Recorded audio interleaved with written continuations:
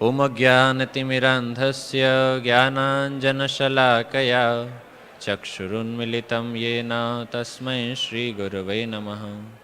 श्रीचैतन्यमनोभीष्टं स्थापितं येन भूतले स्वयं रूपः कदा मह्यं ददाति स्वपदान्तिकं। वन्देऽहं श्रीगुरौ श्रीयुतापदकमलं श्रीगुरून् वैष्णवांश्च श्रीरूपं साग्रजातं सहगणरघुनाथान्वितं तं सजीवं साद्वैतं सावधूतं परिजनसहितं श्रीकृष्णचैतन्यदेवं श्रीराधाकृष्णपादान् सहगणललिता श्रीविशाखान्वितांश्च नमो विष्णुपादाय कृष्णपृष्ठाय भूतले श्रीमते भक्तिवेदान्त स्वामिनिति नामिने। नमस्ते सारस्वते देवे गौरवाणी प्रचारिणे निर्विशेष शून्यवादी पाश्चात्य देशतारिणे। हे कृष्ण करुणा सिंधु दीनबंधु जगतपते गोपेश गोपिका कांत राधा कांत नमोस्तुते। तप्त कांचन गौरांगी राधे वृंदावनेश्वरी वृषभानुसुते देवी प्रणमामि हरिप्रिये। वाञ्छाकल्पतरुभ्यश्च कृपा सिन्धुभ्य एव च पतितानां पावनेभ्यो वैष्णवेभ्यो नमो नमः। जय श्री कृष्ण चैतन्य प्रभु नित्यानंद श्री अद्वैत गदाधर श्रीवासादि गौर भक्तवृंद। हरे कृष्णा कृष्णा कृष्णा हरे हरे हरे राम राम राम हरे हरे। ओम नमो भगवते वासुदेवाय। ओम नमो भगवते वासुदेवाय। ओम नमो भगवते वासुदेवाय। यज्ञार्थात् कर्मणो अन्यत्र लोकोऽयं कर्म बन्धनः तदर्थं कर्म कौन्तेय मुक्तसंगः समाचर। यज्ञार्थात् कर्मणो अन्यत्र लोकोऽयं कर्म बन्धनः तदर्थं कर्म कौन्तेय मुक्तसंगः समाचर। यज्ञार्थात् कर्मणो अन्यत्र लोकोऽयं कर्म बन्धनः तदर्थं कर्म कौन्तेय मुक्तसंगः समाचर।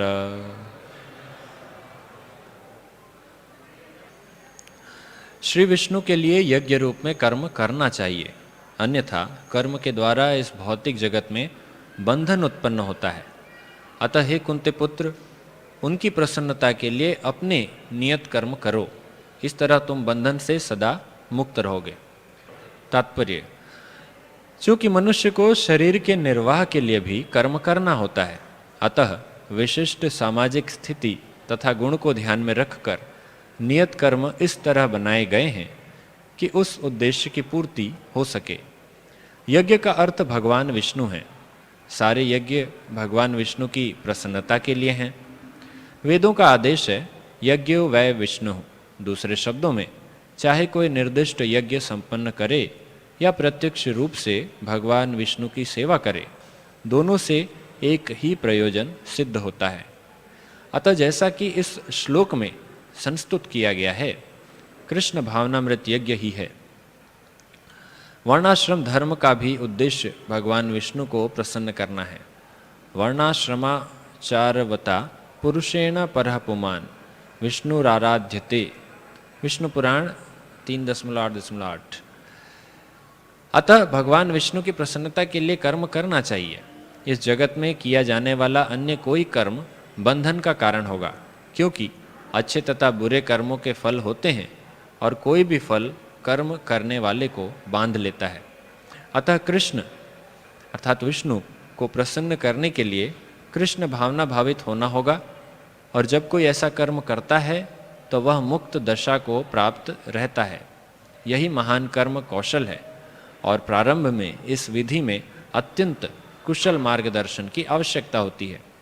अतः भगवत भक्त के निर्देशन में या साक्षात भगवान कृष्ण के प्रत्यक्ष आदेश के अंतर्गत जिनके अधीन अर्जुन को कर्म करने का अवसर मिला था, मनुष्य को परिश्रम पूर्वक कर्म करना चाहिए।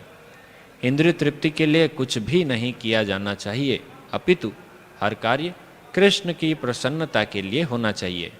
इस विधि से न केवल कर्म के बंधन से बचा जा सकता है, अपितु इससे मनुष्य को क्रमशः भगवान की वह प्रेमा भक्ति प्राप्त हो सकेगी जो भगवत धाम को ले जाने वाली है। अनुवाद एक बार फिर से मैं पढ़ूंगा। श्री विष्णु के लिए यज्ञ रूप में कर्म करना चाहिए, अन्यथा कर्म के द्वारा इस भौतिक जगत में बंधन उत्पन्न होता है। अतः हे कुंती पुत्र, उनकी प्रसन्नता के लिए अपने नियत कर्म करो, इस तरह तुम बंधन से सदा मुक्त रहोगे।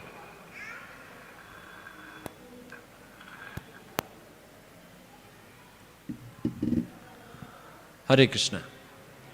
तो भगवान श्री कृष्ण ने अर्जुन को बहुत आसान शब्दों में भगवान ने ये बताया कि किस प्रकार के कर्म करने की आवश्यकता है। चूँकि ये जो तीसरा अध्याय है ये कर्म योग के विषय में बता रहे, और कर्म योग अर्थात कैसा कर्म करें जिससे हम इस संसार के बंधन से मुक्त हो सकेंगे। यहाँ पर दो तीन जो शब्द हैं वो हमें ध्यान देने के लिए हैं। सबसे पहला तो हम कर्म के विषय में चर्चा करने वाले हैं। दूसरा यहाँ पर तात्पर्य में यज्ञ के विषय में बताया गया है। सामान्य रूप से यज्ञ शब्द जब आता है तब हमारे मन में यज्ञ अर्थात एक हवन कुंड होगा और उसके आसपास लोग बैठे होंगे और वहाँ पर आहुति देते होंगे स्वाहा स्वाहा करते हुए। तो ये यज्ञ की एक सीधी सादे परिभाषा जो लोग समझ पाते हैं। परंतु यज्ञ के विषय में यहाँ पर तात्पर्य में कहा गया है कि यज्ञ अर्थात भगवान विष्णु, यज्ञ अर्थात कोई भी कार्य जो भगवान विष्णु की प्रसन्नता के लिए किया जाता है। अर्थात अगर आप कोई यज्ञ कर रहे हैं जहाँ पर आप आहुति दे रहे हैं, मंत्रोच्चार हो रहा है और आप बीच बीच में स्वाहा कर रहे हैं, लेकिन आपको ये पता ही नहीं है कि आप भगवान की प्रसन्नता के लिए कर रहे हैं, या आपके मन में किसी प्रकार से भगवान के लिए कोई भाव ही नहीं है, या आपको ये समझ में ही नहीं आ रहा है कि मैं कर क्या रहा हूँ, मंत्र क्या पढ़ रहे हैं, हो क्या रहा है, कुछ समझ नहीं आ रहा है, पर बीच बीच में हाँ ठीक है स्वाहा स्वाहा। कई बार ऐसे लोग होते हैं, यज्ञ होता रहता है, यज्ञ अनुष्ठान, वो चले जाते हैं। यज्ञ अनुष्ठान के बीच में कुछ मंत्रोच्चार हुआ, बीच में कहेंगे स्वाहा, तो तुरंत वो भी स्वाहा। किस बात का स्वाहा वो उन्हें नहीं पता। तो जब हमें किसी प्रकार की ऐसी जानकारी भी नहीं होती, ना मन में कुछ ऐसा चल रहा है कि हम भगवान को प्रसन्न करने के लिए कुछ कर रहे हैं, तो इस प्रकार का यज्ञ फिर वैसे तो हम यज्ञ कर रहे हैं, इसका तो फल मिलेगा, लेकिन वो फल नहीं मिलेगा जो भगवान को प्रसन्न करने के लिए इसके जो अभिष्ट जो फल है, जो एक्चुअल जो इसका रिजल्ट मिलने वाला है, वो फिर नहीं मिल पाएगा। उसके लिए आवश्यक है कि हम ऐसा कार्य करें कि जो भगवान विष्णु की प्रसन्नता के लिए हो। हम यज्ञ अगर कर रहे हैं और उसमें कोई हमारा स्वार्थ है, वहाँ पर हम भगवान विष्णु को प्रसन्न नहीं करना चाहते, तो फिर उस यज्ञ के परिणाम कुछ और ही मिलेंगे। आप लोगों ने देखा होगा कई बार लोग यज्ञ करते हैं कि हमारा भारतीय टीम क्रिकेट वर्ल्ड कप जीत जाए। कभी कोई यज्ञ होता है कि इस यज्ञ होने से कोरोना बीमारी खत्म हो जाए। अनेक प्रकार के यज्ञ होते हैं। कलयुग में नए नए प्रकार के यज्ञ आ गए हैं। वैसे तो शास्त्रों में कुछ यज्ञों के बारे में बताए गए हैं, आप लोगों ने सुना होगा, अश्वमेध यज्ञ, राजसूय यज्ञ, ऐसे और भी पुत्र कामेष्टि यज्ञ हुआ था जो दशरथ महाराज ने किया था। तो अनेक प्रकार के यज्ञों के बारे में तो शास्त्र बताए हैं, लेकिन ये कुछ नए नए प्रकार के यज्ञ हैं जो आजकल हमें देखने मिलते हैं। घर में अशांति है तो उसके लिए शांत करने के लिए यज्ञ करेंगे। ठीक है, घर शांति के लिए यज्ञ करने चाहिए, लेकिन उसके बाद फिर लोगों के मन में जो भ्रांतियां बैठी होती है कि हम अगर थोड़ा बहुत स्वाहा स्वाहा कर देंगे इससे घर में शांति आ जाएगी, तो इतना नहीं है। इसके साथ में आपको भगवान को केंद्र में रखकर घर के जितने भी क्रियाकलाप हैं वो भी करने पड़ेंगे। आप अगर 1 घंटे यज्ञ कर लेंगे किसी साल में एक बार और आप कहेंगे कि हमारे घर में शांति नहीं है, दिन रात झगड़ा होता है, तो उस झगड़े को शांत करने के लिए उपाय भगवद गीता में बताया गया है। और उस प्रकार के उपाय को अगर हम पालन करेंगे, मूल रूप से यज्ञ का जो सिद्धांत है वो अपनाएंगे। देखिए, एक होता है आपने सिर्फ बाहरी रूप से, बाह्य रूप से कोई कार्य कर दिया, उसके पीछे कोई भाव नहीं है, और दूसरा होता है कि एक मनोभाव के साथ भगवान की उस क्रियाकलाप को करना। तो दोनों में फर्क होता है। भगवद गीता में भी भगवान 9वें अध्याय के 26वें श्लोक में कहते हैं, पत्रम पुष्पम फलम तोयम यो में भक्तिया प्रयच्छति। भगवान बोलते हैं भक्ति पूर्वक अगर मुझे कोई एक पत्ता, फूल, फल या पानी थोड़ा सा अर्पित कर दे तो मैं उससे प्रसन्न हो जाता हूँ। ऐसा नहीं कि भगवान ने सिर्फ कहा है, भगवान करके भी दिखाए हैं, आपको इसके बारे में बताऊंगा मैं। लेकिन भगवान कहते हैं कि भक्ति भाव से अगर आप मुझे देंगे तो मैं स्वीकार करता हूँ। लेकिन अगर भगवान को आप बिना भक्ति भाव के 56 भोग भी लगाएंगे तो भी भगवान स्वीकार नहीं करेंगे। इसका प्रत्यक्ष उदाहरण महाभारत में आता है। जब भगवान कृष्ण शांति दूत बन के हस्तिनापुर गए तब वहाँ पर दुर्योधन ने उनको विभिन्न प्रकार के व्यंजन, मिष्ठान, 56 भोग ऑफर किए कि हमारे यहाँ पे आप लीजिए, फीस्ट बनाए हमारे यहाँ फीस्ट, तो फीस्ट लीजिए। लेकिन भगवान ने क्या कहा कि नहीं, मैं विदुर जी के यहाँ पे भोजन करूँगा। विदुर जी के घर में क्या 56 भोग की व्यवस्था थी? नहीं। क्या विदुर जी बहुत राजसी ठाट बाट से क्या ऐसा भोजन उन्होंने बनाया था? नहीं। भगवान ने क्या खाया विदुर जी के घर में? साग। भगवान साग खाने गए थे। कहा जाता है साग खाने गए थे, वैसे सीधे साधे सिंपल से व्यंजन बनाए गए थे। तो भगवान ने वो स्वीकार किया। क्यों? क्योंकि प्रेम से विदुर एवं विदुर जी की जो पत्नी थी वो भगवान को प्रसाद खिला रही थी। ऐसा कई जगह पर वर्णन आता है जहाँ पर भगवान भक्ति भाव से, श्रद्धा भाव से जो दिया जाता है उसको स्वीकार करते हैं। लेकिन अगर आपके मन में भक्ति भाव, श्रद्धा भाव नहीं है और आप कितना भी व्यंजन बनाएं, कितना भी आलीशान ठाट बाट कुछ भी लगाएं, कितना बड़ा बड़ा मंदिर बना दें, लेकिन अगर वहाँ पे श्रद्धा नहीं है, भक्ति नहीं है, तो फिर भगवान उसे स्वीकार नहीं करते। कितने ही मंदिर हैं भारत में भी, इन मंदिरों में बहुत धूमधाम से सजावट की जाती है, लेकिन भगवान की उस प्रकार से भक्ति भाव से सेवा नहीं की जाती। इसलिए वो मंदिर दिखने के लिए बहुत आलीशान दिखते हैं, लेकिन वहाँ पे जब भगवान का आप दर्शन करने जाएंगे तो ऐसा लगेगा कि यहाँ तो भगवान है ही नहीं। जबकि आप यहाँ पर देखिए, ऐसा लगेगा कि प्रत्यक्ष भगवान खड़े हैं। कई लोगों का ये हमने अनुभव सुना है। हम भी जब शुरुआत में आए मंदिर तो हमें भी ऐसा ही लगा कि यहाँ तो साक्षात भगवान खड़े हैं। तो ये फर्क होता है जब आप भगवान की भक्ति भाव से सेवा करते हैं तो भगवान उसी को स्वीकार करते हैं। और यही अर्थ है यज्ञ का। अगर आप भगवान की प्रसन्नता के लिए कोई भी कार्य करते हैं, इवन आप भोजन भी करते हैं भगवान की प्रसन्नता के लिए। कैसे करेंगे भगवान की प्रसन्नता के लिए? कि आप जो भी आपने व्यंजन बनाए, भोग बनाए, पहले आप भगवान को अर्पित कीजिए। ऐसा नहीं कि कुछ भी अर्पित करें, जो भगवान कहते हैं मुझे ये चीज़ आप अर्पित कर सकते हैं, तो उस प्रकार की आपके मन में जो भी आए आप भगवान को अर्पित नहीं कर सकते। तो भगवान जो स्वीकार करते हैं उस प्रकार की अगर वस्तुएं आप बनाकर भगवान को भोग अर्पित करते हैं तो भगवान उसे स्वीकार करते हैं। और उसके बाद स्वीकार करने के बाद ऐसा नहीं कि आपके लिए कुछ घट जाएगा, कुछ कम हो जाएगा। उल्टे भगवान तो और उसमें अपनी चीज़ें, अपना आशीर्वाद देकर आपको वो प्रसाद बना कर देते हैं। कई बार लोग सोचते हैं कि हम भगवान को खिला देंगे तो फिर हम क्या खाएंगे। भगवान ऐसे नहीं खाते। लोगों के मन में बड़ी धारणा रहती है। आप लोगों ने सुना होगा, कई बार लोग कहते हैं भगवान को खिला दिए तो हम क्या खाएंगे। तो भगवान अपने नेत्रों से, अपनी दृष्टि के माध्यम से ग्रहण करते हैं, और दृष्टि के माध्यम से ग्रहण करने के बाद वापस फिर से वहाँ पर एज इट इज़ फिर से वो भोग थाली में प्रकट हो जाता है। भगवान उसमें अपनी अपना जो आशीर्वाद है, अपनी जो कृपा है, वो भी उसके साथ में देते हैं। तो इस प्रसाद को जब हम ग्रहण करते हैं तो ये भगवान की प्रसन्नता के लिए किया गया कार्य है, एक उदाहरण के रूप में। इसी प्रकार से हमारे दैनिक दिनचर्या में कितने भी जो भी क्रियाकलाप हैं, ये अगर हम भगवान को केंद्र में रखकर उनकी प्रसन्नता के लिए अगर हम करें, इसमें आपको कोई कर्म रोकना नहीं है। जैसा कि पिछले श्लोक में, 8वें श्लोक में भगवान कहते हैं कि अपना नियत कर्म करो। भगवान ऐसा नहीं कहते कि सब कुछ छोड़ के जंगल चले जाओ या हिमालय में चले जाओ। भगवान ये नहीं कहते कि खाना पीना बंद, भक्ति करो ना अभी खाना पीना बंद, जॉब में जाना बंद, पढ़ाई लिखाई बंद।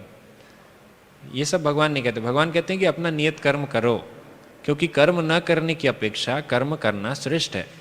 कर्म के बिना तो शरीर निर्वाह भी नहीं हो सकता, सांस लेना भी कर्म है, तो बिना कर्म के तो आप रह ही नहीं सकते। तो अगर आप कहेंगे कि मैंने कर्म त्याग कर दिया, मैं सन्यासी हो गया हूँ, मैं भक्त बन गया, अब मैं कर्म त्याग दिया, तो ये भगवान इस प्रकार की बातें नहीं कहते। भगवान कहते हैं कि अपना नियत कर्म करो, नियत कर्म करते हुए आप अपने जीवन निर्वाह भी कर सकते हैं।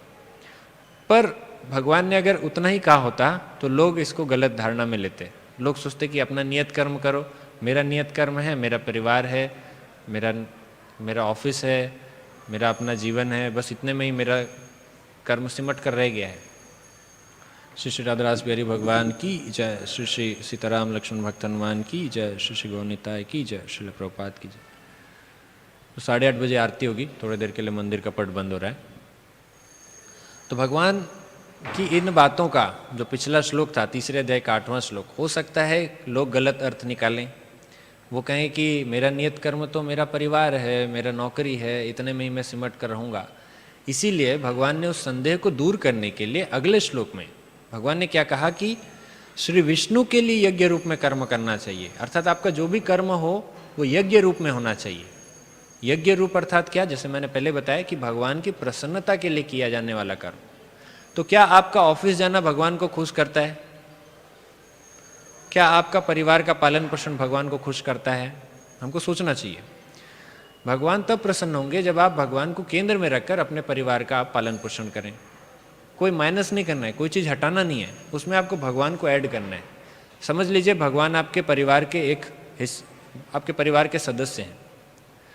अब अपने परिवार के सदस्य के लिए आप घर में जो भी क्रियाकलाप कर रहे हैं वो उनके लिए कर रहे हैं। आपने कुछ कम तो नहीं किया, आप वही चीज़ कर रहे हैं। अभी भी आप ऑफिस जा रहे हैं, काम कर रहे हैं, पैसे कमा रहे हैं और उस चीज़ को उस वे में खर्च कर रहे हैं जैसे कि भगवान कृष्ण आपके घर के एक सदस्य हों। और अगर इस मनोभाव से आप भगवान के लिए कुछ कर्म करते हैं तो वो आपका नियत कर्म भगवान को प्रसन्न करेगा। ये समझने में थोड़ा सा कठिनाई होगी कि कैसे हम कर सकते हैं, हर चीज़ को भगवान की सेवा में कैसे लगाएं। इसीलिए तात्पर्य में प्रभुपाद जी कहते हैं कि यही महान कर्म कौशल है। और प्रारंभ में, क्योंकि प्रारंभ में ही समस्या होती है, प्रारंभ में इस विधि में अत्यंत कुशल मार्गदर्शन की आवश्यकता होती है। आपको कुशल मार्गदर्शन की आवश्यकता होती है। इसके लिए भगवान के भक्तों की मार्गदर्शन लेना बहुत आवश्यक है। तो यहाँ जैसे आप मंदिर आते हैं, मंदिर में कई सारे भक्त हैं, इन भक्तों से आप पूछ सकते हैं अपने जीवन के विषय में, पर्सनल आप उनसे बात कर सकते हैं कि मेरे घर में इस प्रकार की चीज़ें हैं, तो मैं कैसे भगवान की सेवा करूं। तो वो आपको पर्सनली आपको गाइड कर सकते हैं। तो प्रारंभ में भगवान के भक्तों के मार्गदर्शन की आवश्यकता होती है। जैसे जैसे भक्ति में आप सुदृढ़ होते जाते हैं वैसे वैसे फिर भगवान के भक्त आप जिनसे मार्गदर्शन ले रहे हैं वो फिर आपको धीरे धीरे आपको सिखाएंगे कि ठीक है, अब आप दूसरों को भी मार्गदर्शन कर सकते हैं। यहाँ पर भगवान के भक्त या फिर भगवान कृष्ण दोनों लिखा हुआ है। कहा गया है कि अतः भगवत भक्त के निर्देशन में या साक्षात भगवान कृष्ण के प्रत्यक्ष आदेश के अंतर्गत। तो या तो भगवान के भक्तों के मार्गदर्शन में आप रहिए या तो साक्षात भगवान कृष्ण के मार्गदर्शन में रहिए। तो साक्षात भगवान कृष्ण के मार्गदर्शन में रहेंगे तो क्या हमको कोई ज्ञान मिलता है? क्या भगवान आपसे कुछ बात करते हैं कि ठीक है आप कल से ये करो, अभी आप अपने घर में इस प्रकार की कर्म करो? तो भगवान डायरेक्ट हमसे बातें नहीं करते, क्योंकि हमारी इतनी योग्यता नहीं कि भगवान हमसे प्रत्यक्ष बात करें, और बात करें भी तो हमें सुनाई देगा या हमको समझ में आएगा, इसका कोई हमारे लिए संभव नहीं है। इसलिए हमें भगवान के जो भक्त हैं उनसे मार्गदर्शन लेना चाहिए। कुरुक्षेत्र के युद्ध में अर्जुन के पास ये विकल्प था कि वो भगवान से साक्षात उनसे मार्गदर्शन ले सकता था। वहाँ पर वो किसी और भक्त को ढूंढने के लिए जाता, समझ लीजिए भीष्म पितामह के पास जाते या किसी और के पास जाते, तो ये उनके पास कोई विकल्प नहीं था। किसी और के पास जाना अर्थात वहाँ पर यही सूचित करता कि अर्जुन कायर है। लेकिन अर्जुन ने वहाँ पर भगवान कृष्ण से मार्गदर्शन लिया, और वही उस समय की सबसे महत्वपूर्ण जो स्थिति थी, वो सबसे महत्वपूर्ण बात यही थी कि अर्जुन ने भगवान का मार्गदर्शन लेना स्वीकार किया। हमारे जीवन में कई बार समस्याएं आती है और इन समस्याओं में हमारे पास भी कोई विकल्प नहीं रहता कि हम भगवान के अलावा किसी और का सहारा लें, लेकिन फिर भी अपने अहंकारवश हम भगवान का कभी भी मार्गदर्शन स्वीकार नहीं करते। भगवान हमें सीधे सीधे रूप से भगवद गीता के माध्यम से मार्गदर्शन दे रहे हैं कि आपको ये करना चाहिए, आपके जीवन में अगर समस्या है तो भगवद गीता का पालन कीजिए। लेकिन अपने अहंकार के कारण हम भगवान के इन आदेशों का पालन भी नहीं कर पाते। हम सोचते हैं कि हम खुद सॉल्व कर लेंगे, या फिर हम किसी और के पास जाते हैं। जैसे द्रौपदी की अवस्था थी, जब उसका वस्त्रहरण हो रहा था तब वो कभी भीष्म के पास गई, कभी द्रोणाचार्य के पास गई, कभी पांडवों के पास गई, कभी धृतराष्ट्र के पास गई, लेकिन भगवान को उसने नहीं बुलाया। अंत में जब उसको समझ में आया कि मेरा कोई सहायता नहीं कर सकता, तब उसने भगवान को बुलाया।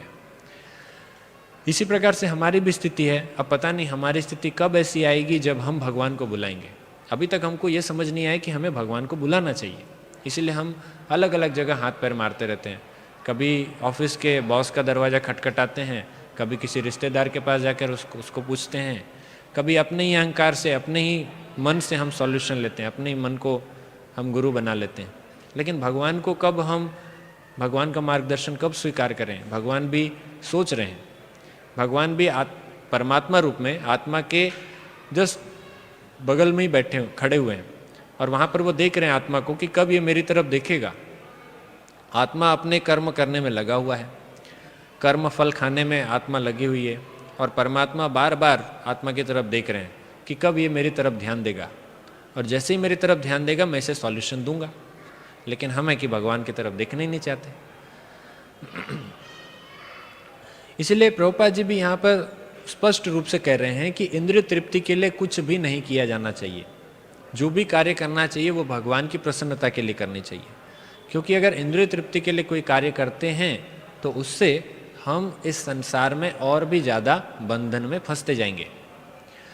देखिए यहाँ पर बताया गया है कि पाप करें या पुण्य करें, आप अच्छा कर्म करें या बुरा कर्म करें, कर्म का फल अगर मिलेगा तो फल भोगने के लिए तो इस संसार में आना पड़ेगा। 3 प्रकार के कर्म होते हैं, एक होता है कर्म, दूसरा विकर्म और तीसरा अकर्म। तो कर्म अर्थात वेद एवं शास्त्रों के अनुसार जो भगवान ने जिस तरह से हमें बताया है, तो शास्त्रों में जो वाणी दी गई है उसके अनुसार अगर हम कोई कार्य करते हैं उसको कहा जाता है कर्म। अगर हम शास्त्रों के निर्देशों के विपरीत कोई कार्य करते हैं उसको कहते हैं विकर्म। और जो भगवान की भक्ति के लिए जो कार्य किया जाता है उसे कहते हैं अकर्म। तो अगर हम कर्म करते हैं अर्थात शास्त्र सम्मत कार्य करते हैं तो उससे पुण्य की प्राप्ति होती है, पुण्य फल की प्राप्ति होती है। अगर हम शास्त्र के विरुद्ध कोई कार्य करते हैं, विकर्म करते हैं, तो उससे पाप कर्म हमें मिलता है, पाप फल मिलता है। और अगर हम भगवान की भक्ति करते हैं जो कि ना तो कर्म है और ना ही विकर्म है, तो अगर हम भगवान की भक्ति करते हैं तो ना तो उससे पुण्य होता है ना पाप मिलता है, उससे हम हमारे पाप एवं पुण्य दोनों कर्मों को काटते हैं। तो एक ब्रह्म वैवर्त पुराण में कहा गया है, न नष्टम दुष्कृतम कर्म सुकृतेन च कर्मणा न नष्टम सुकृतम कर्म कृतेन दुष्कृतेन च। इसमें कहा गया है कि आप पुण्य कर्म करके अपने पाप कर्म को नहीं काट सकते और ना ही पाप कर्म करते हुए पुण्य कर्म को काट सकते हैं। आपका पुण्य कर्म एक तरफ एक उसका अकाउंट है और पाप कर्म का एक अकाउंट है। कुछ लोग ऐसा सोचते हैं कि अगर मैं अच्छे कर्म करूं, दान दक्षिणा करूं, हॉस्पिटल खोलूं, स्कूल कॉलेज खोल दूं, लोगों के लिए मानवता का कार्य करूं, लोगों की भलाई करूं, तो इससे मेरे पाप कम हो जाएंगे। इस बात का यहाँ पर खंडन किया गया है। यहाँ पर कहा गया है कि जो आपके पाप कर्म हैं वो एज इट इज़ रहेंगे, लेकिन अगर आप कोई इस प्रकार से कोई सामाजिक सेवा करते हैं, लोगों की भलाई करते हैं, तब आपका पुण्य कर्म बढ़ता जाएगा, लेकिन पाप कर्म उतना ही रहेंगे, वो नहीं कटेगा। उसी प्रकार से अगर आपका पुण्य कर्म का एक बहुत बड़ा सा अकाउंट में आपका बैलेंस बना हुआ है, तो अगर आप कोई पाप कर्म करते हैं, किसी की हत्या करते हैं, कहीं चोरी डकैती करते हैं, कुछ गलत कार्य करते हैं, तो इससे वो पुण्य में कोई असर नहीं पड़ने वाला, वो पुण्य उतना ही रहेगा, पाप का कर्म बढ़ता जाएगा, पाप फल आपका बढ़ता जाएगा। ये दोनों एक दूसरे को नहीं काट सकते। इनको काटने के लिए जो अकर्म का सिद्धांत है वो भगवान ने बताया है। तो इसके लिए ब्रह्मा जी भी कहते हैं ब्रह्म संहिता में यस्तुन्द्र गोप मथवेंद्र महोस्व कर्म बंधानुरूप फल भाजनम आतनोति। वो कहते हैं कि इस संसार में एक इंद्रगोप नाम का एक कीड़ा होता है, बहुत छोटा सा कीड़ा होता है, इंद्रगोप नाम है उसका। तो इंद्रगोप नाम के कीड़े से लेकर इंद्र जैसा जो स्वर्ग का राजा है, ये सभी के सभी कर्म बंधन में फंसे हुए हैं। ये सभी के सभी बंधानुरूप फल भाजनम आतनोति। और ये कैसे छूटेंगे इस बंधन से? कर्माणि निर्दहति किंतु च भक्ति भाजाम गोविंदम आदि पुरुषम तमहम भजामि। वो कहते हैं कि अगर भगवान की अगर हम भक्ति करते हैं तो उस भक्ति के परिणाम से ये जितने भी कर्म हो बंधन है ये जल के राख हो जाते हैं, जल जाते हैं। अगर हम किसी चीज़ को जलाएं तो फिर क्या बचता है? अवशेष, राख। तो जल के राख हो जाते हैं, कुछ भी नहीं बचेगा। तो इसीलिए हमको भगवान जो गोविंद हैं, गोविंदम आदि पुरुषम तमहम भजामि, ब्रह्मा जी कहते हैं कि इसलिए मैं भगवान गोविंद को प्रणाम करता हूँ। तो भगवान की भक्ति में ही वो शक्ति है कि हम अपने सारे कर्म बंधनों को काट सकते हैं। श्रीमद् भागवतम के दूसरे स्कंद के दूसरे अध्याय के 33वें श्लोक में कहा गया है कि मोक्ष का सर्वोच्च कल्याणकारी साधन क्या है। अगर हम भगवान की भक्ति के विषय में चर्चा कर ही रहे हैं तो अलग अलग और प्रकार से क्या बताया गया है, मोक्ष का सर्वोच्च कल्याणकारी साधन क्या है।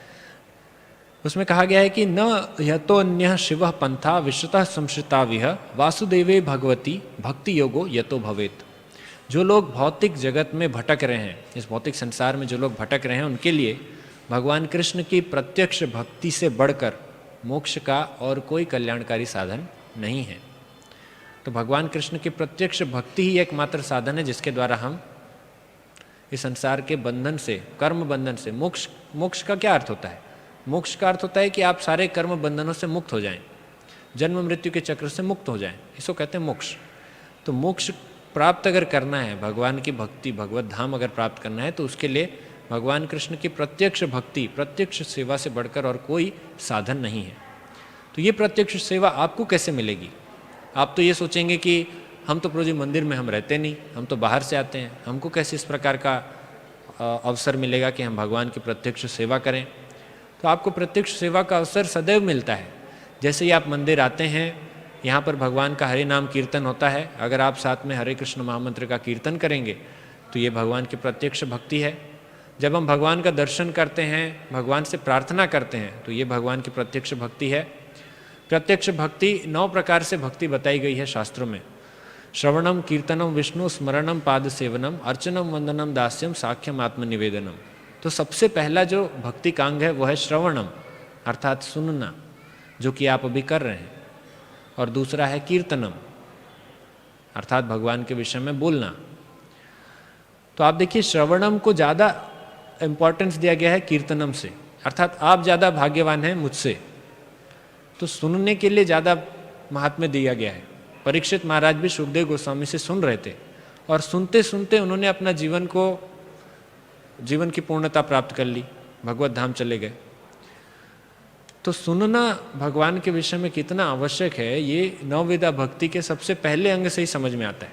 तो श्रवणम, कीर्तनम, तीसरा है विष्णु स्मरणम, भगवान का सदैव स्मरण करना। इसी में आता है वंदनम, अर्थात भगवान की प्रार्थना करना, जो कि मैंने आपको बताया कि आप रोज मंदिर आते हैं, भगवान से प्रार्थना कर सकते हैं। प्रार्थना क्या करना है भगवान से? प्रार्थना यही करना है भगवान से कि हमें भगवान के प्रति और प्रेम जागृत हो, हम भगवान की और अच्छे से सेवा कर सकें। हमें इस प्रकार की प्रार्थना नहीं करनी चाहिए भगवान से जिससे हम भक्ति से दूर हो जाएं। कभी भी हमें भगवान से ऐसी प्रार्थना नहीं करें कि हम भगवान से ही दूर हो जाएं। इसीलिए जो आसुरी प्रवृत्ति के लोग होते हैं वो भगवान के पास आते ही नहीं है। वो शिव जी के पास, ब्रह्मा जी के पास वरदान मांगने जाते हैं, लेकिन भगवान विष्णु से कोई वरदान नहीं मांगता। आपने तो सुना होगा जो भी अलग अलग असुरों के नाम हैं, तो ये असुर कभी भी भगवान विष्णु की आराधना नहीं करते थे। जिन 2 असुरों ने भगवान विष्णु की आराधना की है, जिनका नाम श्रीमद् भागवतम में आता है, ये भगवान विष्णु के भक्त भी थे ये 2 असुर, लेकिन ये देवताओं के शत्रु थे। ये 2 थे, एक थे वृत्तासुर और दूसरे बलि महाराज। ये दोनों भगवान के भक्त थे, इसीलिए इन दोनों का नाम भागवतम में बड़े ही प्रशंसा के साथ इनका नाम दिया गया है। इनकी कोई ऐसे आसुरी प्रवृत्ति की तरह इनकी बुराई नहीं की गई है। जबकि दूसरे जो असुर हैं, हिरण्यकशिपु, हिरण्याक्ष, रावण, कुंभकर्ण, शिशुपाल, ये जितने जो असुर हैं, इन सब के बारे में बताया गया है कि ये भगवान से द्वेष करते थे। लेकिन वृत्तासुर एवं बलि महाराज असुर योनि में होने के बावजूद भगवान की भक्ति करते थे। तो चूंकि वो ऐसी योनि में होने के बावजूद भगवान की अगर भक्ति कर सकते हैं, तो हम तो यहाँ पर मनुष्य योनि में हैं और हमारे लिए इतने सारे संसाधन बताए गए हैं। भगवान की भक्ति हम कैसे करें, कर्म बंधन से कैसे मुक्त हों, नवविधा भक्ति के विषय में जैसा हमने अभी भी चर्चा किया, तो इनका हमें पालन करना चाहिए। इसी प्रकार से जैसा मैंने शुरुआत में बताया कि कार्तिक का अभी महीना कल से आरंभ होने वाला है और हमारे यहाँ मंदिर में सुबह शाम दोनों समय पे दामोदर अष्टकम होगा, भगवान श्री दामोदर की आरती होगी एवं हम उनको दीप दान कर सकते हैं, उनको दिया दिखा सकते हैं। भगवान, आपको घर से भी दीप लाने की ज़रूरत नहीं है, यहाँ मंदिर में आपको दीप भी मिलेगा, सब कुछ यहाँ पर मिलेगा। आपको करना बस इतना है कि आपको आना है और भगवान को दीप दिखाना है। तो देखिए, मंदिर में आपको सभी प्रकार की व्यवस्था मिल रही है कि भगवान की हम प्रत्यक्ष सेवा, प्रत्यक्ष भक्ति कैसे करें। करना हमारे ऊपर है, संकल्प लेना हमारा कार्य है कि हम रोज करें। अगर आप भगवान को कार्तिक माह में दीपदान करते हैं तो आपके कई जन्मों के पाप समाप्त हो जाते हैं, ऐसा स्कंद पुराण में वर्णन है। पद्म पुराण भी कहता है कि स्त्री हो या पुरुष हो या किसी और भी योनि का हो, वैसे दूसरे योनि के लोग संभव नहीं है कि भगवान को दीपदान कर सकें, लेकिन अगर कोई भी योनि का अगर भगवान को कार्तिक माह में दीपदान करता है तो वो भगवान के धाम जाता है। पद्म पुराण में तो कथा भी आती है कि एक चूहा जो भगवान विष्णु के मंदिर में रहता था और वो रोज़ जो भगवान को दिया दिखाते थे, उस दिए में कुछ घी बच जाता था, तो दिया बुझने के बाद वो चूहा जाता था और वो घी खाता था। वो इस प्रकार से अपना जीवन यापन कर रहा था। एक दिन उस चूहे को बहुत भूख लगी और उसने जल्दीबाजी में जो दिया अभी तक बुझा नहीं था उसका घी खाने लगा। तो जब उसका घी खा रहा था तो दिए जो रुई होती है वो रुई उसके दांत में फंस गई। और इंसान तो है नहीं कि अपना हाथ निकाल के वो दिया को बाहर निकाल सके, उस बाती को, उसके पास तो बुद्धि है नहीं। तो उसको समझ में नहीं आया कि क्या करूं। तो फिर वो बहुत कोशिश किया उछल कूद करके उसको निकालने का, लेकिन अब चूंकि वो दांत में फंस चुका था, वो बाहर नहीं निकल रहा था। तो भगवान विष्णु के विग्रह के सामने ही वो चूहा उछल रहा था और उसके मुंह में जो बाती लगी हुई है उसमें आग जल रहा है, वो धीरे धीरे पास आती गई और इस प्रकार से धीरे धीरे उसका शरीर, उसका मुंह जलने लगा। उसके बाद उसका पूरा शरीर जलकर वो मर गया। अब चूंकि जब भगवान विष्णु के समक्ष वो उस बाती जो दांत में फंसा हुआ था उसको लेकर उछल रहा था, तो भगवान विष्णु ने उसे अपनी आरती स्वीकार की। जिस प्रकार से हम आरती करते हैं इस प्रकार से, तो वो चूहा भी उछल कूद रहा था, तो इस प्रकार से वो बाती हो रहा होगा। तो भगवान विष्णु ने उसे अपनी आरती स्वीकार की और उसे अपने भगवत धाम में स्थान दिया। पद्म पुराण में कथा आती है। तो एक चूहा जो ये नहीं जानता था कि वो क्या कर रहा है, जो यह सोच कर रहा है कि मेरा पेट भरेगा घी खाने से, और वो घी भी क्या, भगवान को अर्पित किया गया। हम तो ऐसा सोच भी नहीं सकते कि कोई अगर भगवान को दीप दिखा रहा है तो उस घी को मैं लेकर खाऊं, इस प्रकार का तो हम सोच भी नहीं सकते। लेकिन एक चूहा जिसके पास कोई ज्ञान नहीं, उसने भी अगर ऐसा किया और न चाहते हुए भी भगवान को उसने दिया दिखाया। हालांकि उसने दिया नहीं दिखाया, उसने तो अपनी रक्षा करने का प्रयास किया, लेकिन भगवान ने स्वीकार किया कि ये मुझे दिया दिखा रहा है, और इस बात से ही भगवान ने उसे वैकुंठ भेज दिया। तो अगर आप पूरे 30 दिन सुबह शाम मंदिर आकर भगवान को अगर आप दीपदान करेंगे तो इसका कितना लाभ होगा, इसकी कल्पना तो शास्त्र में भगवान खुद कहते हैं कि मैं खुद वर्णन नहीं कर सकता, तो मैं बैठे बैठे मैं यहाँ पर क्या बताऊँ। तो इसीलिए हमको इसका लाभ लेना चाहिए और भगवान की प्रत्यक्ष भक्ति करने का जो हमें अवसर प्राप्त हो रहा है उसे हमें करना चाहिए।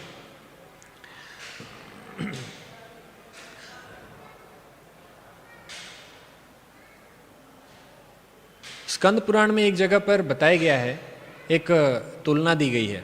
जिस प्रकार से जल सर्वत्र विद्यमान है, जल के कण सर्वत्र विद्यमान है, पानी का स्रोत कई जगह पर मिलेगा, यहाँ पर समुद्र है, टैप वाटर आता है, लेकिन सिर्फ प्रयाग में संगम के जल का वहाँ पर अगर हम स्नान करें या उसको अगर हम अपने मस्तक पर धारण करें तो उससे हमारे पाप कट जाते हैं। उसी प्रकार से जल सभी जगह है, लेकिन ऐसे तीर्थ स्थलों के जल का विशेष महात्म्य होता है। उसी प्रकार से कर्म तो हम कई प्रकार के करते हैं, लेकिन अगर भगवान कृष्ण के लिए अगर कोई कर्म करें तभी वो हमारे कर्म बंधन से मुक्ति का एकमात्र साधन है। तो इस प्रकार से तो खैर श्रीमद् भागवतम में अनेक जगह पर इसका वर्णन किया गया है। प्रहलाद महाराज भी कहते हैं कि भले ही कोई मनुष्य के पास संपत्ति, राजसी परिवार, सौंदर्य, तपस्या, शिक्षा, दक्षता, कांति, प्रभाव, शारीरिक शक्ति, उद्यम, बुद्धि तथा योग शक्ति, किसी भी प्रकार का ऐश्वर्य क्यों न हो, किंतु मेरी समझ से इन सारी योग्यताओं से भी कोई व्यक्ति पूर्ण पुरुषोत्तम भगवान को प्रसन्न नहीं कर सकता। याद रखिए, प्रहलाद महाराज एक भगवान के शुद्ध भक्त हैं, साथ ही साथ श्रीमद् भागवतम में बताए गए 12 महाजनों में से एक हैं। अगर प्रहलाद महाराज कुछ कहते हैं, अगर हम उसका पालन करें तो इसमें कोई संदेह नहीं कि हम भगवान की भक्ति में किसी प्रकार का हम कोई कमी कर रहे हैं। तो प्रहलाद महाराज आगे कहते हैं कि किंतु भक्ति से वह ऐसा कर सकता है। गजेंद्र ने ऐसा ही किया और इस तरह भगवान उससे प्रसन्न हो गए। तो ये बहुत ही आसान रूप में भगवान कृष्ण एवं भगवान के भक्तों ने भगवद गीता एवं श्रीमद् भागवतम में क्रमशः इसमें बताया कि भगवान की भक्ति करने से हम अपने जीवन को सार्थक बना सकते हैं। एक साधारण सा उदाहरण दूंगा। जब महाभारत में घटना आती है कि दुर्वासा मुनि वनवास में जब पांडव लोग थे और उनके पास दुर्वासा मुनि अपने 60,000 शिष्यों के साथ पहुंच जाते हैं कि हमें कुछ भोजन दीजिए, और तब उस समय पर ऐसी स्थिति होती है कि एक अक्षय पात्र जिन पांडवों के पास था, और वो अक्षय पात्र उस समय पर किसी प्रकार का भोजन उत्पन्न नहीं कर सकता था। इस स्थिति में दुर्वासा मुनि वहाँ पहुँचते हैं। तो सभी पांडव एवं द्रौपदी असमंजस की स्थिति में रहते हैं कि अब क्या करें। आप लोग ने वो कथा सुनी होगी, मैं शॉर्ट में बता रहा हूँ। अब ये सभी असमंजस में कि हम क्या करें, क्योंकि दुर्वासा मुनि आए हैं, 60,000 शिष्य हैं, इनको तो खिलाना पड़ेगा, नहीं तो ये नाराज हो जाएंगे। तो जब वो नहाने के लिए जाते हैं, स्नान के लिए जाते हैं दुर्वासा मुनि, इस समय पर भगवान कृष्ण आते हैं और भगवान कृष्ण आकर कहते हैं, द्रौपदी याद करती है भगवान कृष्ण को कि आइए थोड़ा सहायता कीजिए। तो भगवान कृष्ण आकर कहते हैं कि द्रौपदी मुझे भूख लगा है, कुछ खाने के लिए दो। द्रौपदी बोलती है, अरे मैं आपको इसी के लिए तो बुला रही हूँ और आपको भी खाना ही चाहिए, वो तो नहीं है हमारे पास, तभी तो आपको बुला रही हूँ।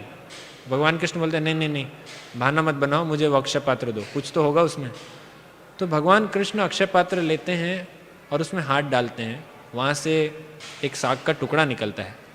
उस टुकड़े को अपने मुख पर लेते हैं और भगवान एक बड़ा सा डकार लेते हैं। भगवान जैसे डकार लेते हैं, वहाँ पर दुर्वासा मुनि और जितने जो शिष्य हैं, 60,000 शिष्य, वो सभी डकार लेने लगते हैं। ऐसा लगता है जैसे उनका पेट भर गया हो। तो भगवान कृष्ण यहाँ पर संतुष्ट हो गए तो वो लोग वहाँ संतुष्ट हो गए। ध्यान देने वाली बात यहाँ पर है कि भगवान कृष्ण को आप एक छोटे से साग के टुकड़े से प्रसन्न कर सकते हैं, लेकिन दुर्वासा मुनि अगर उनके 60,000 शिष्य आते तो क्या आप उनको साग का टुकड़ा देते? उनको तो 56 भोग बना के देना पड़ता। तो कहने की बात यह है कि अगर आप किसी और को प्रसन्न करने जाएं तो नाना प्रकार के आपको व्यंजन जुटाने पड़ेंगे, नाना प्रकार की सामग्रियां जुटानी पड़ेगी, फिर भी इसका कोई गारंटी नहीं कि वो प्रसन्न हो। जबकि भगवान कृष्ण थोड़े से साधनों से, पत्रम पुष्पम फलम तोयम, इतने से ही भगवान संतुष्ट हो जाते हैं अगर आप भक्ति एवं श्रद्धा से उन्हें अर्पित करें। तो हम भगवान के हरि नाम के माध्यम से इस कक्षा का भी विराम करेंगे। किसी का कोई प्रश्न हो तो आप कक्षा के बाद पूछ सकते हैं। हरे कृष्णा कृष्णा कृष्णा हरे हरे, हरे राम राम राम हरे हरे, हरे कृष्णा कृष्णा कृष्णा हरे हरे, हरे राम राम राम हरे हरे, हरे कृष्णा कृष्णा कृष्णा हरे हरे, हरे राम राम राम हरे हरे।